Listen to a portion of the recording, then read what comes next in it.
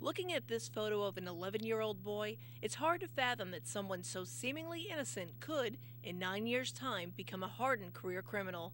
But such is the case with Fernando Vega, who is once again running from the law. Fernando, as he progressed through the system, went from that cute little 11-year-old to where the tattoos started showing up. Some of the other gang markings started showing up.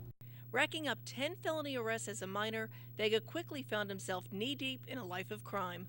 By 14, he was jailed for multiple burglaries, gun possession, and aggravated assault with a deadly weapon. His crimes amassed throughout his teenage years, with each crime becoming more and more aggressive. Sometimes even with Fernando, though, he went to court and he couldn't remember what case he was there in court for, because there's so many cases. And through those repeated arrests, it became clear what law enforcement was dealing with. We watched him morph into a true career criminal.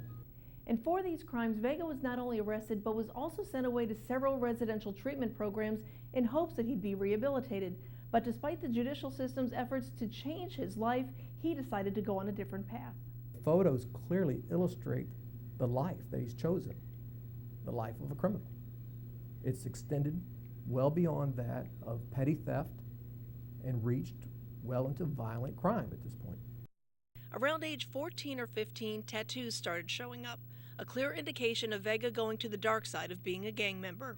And his crimes became more severe in nature, at 2 points even being arrested for beating up a pregnant woman. I think that this particular individual has clearly made the conscious decision to choose that lifestyle of a gang member, of a violent offender, and he's either going to unfortunately end up dead in a ditch or incarcerated.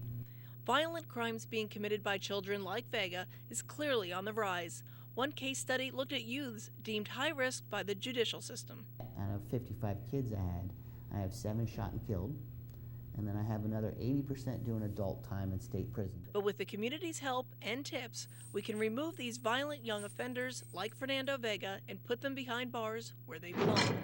Fernando Vega is a prime example of an individual who has never made a positive contribution to society and will continue to feed off the citizens of this community until he is once again placed in custody. For Southwest Florida Crime Stoppers, I'm Trish Routte.